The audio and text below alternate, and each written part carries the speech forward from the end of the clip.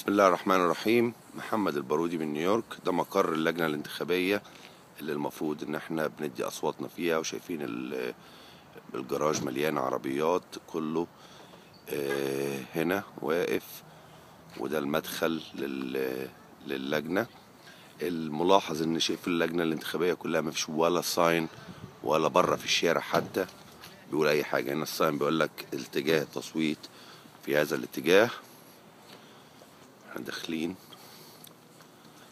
على مقر اللجنة الانتخابية ومعايا بناتي داخلين نشارك في العملية التصويتية.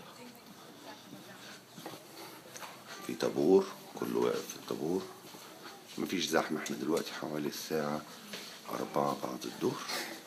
التصويت مفتوح ل9 بالليل، و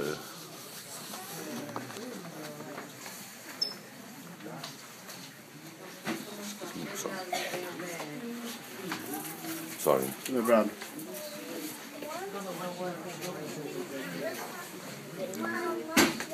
سارة، انت جاية تنتخبي الانتخابات، جاية تشوف العملية الانتخابية. ودي ليلى ودي لينا. ده مقر هنا، دي مقر المطافي، ودي الكؤوس اللي هم واخدينها، وادي فوتنج. اعتقد ان التصوير جوه ممنوع، فمش هينفع نصور.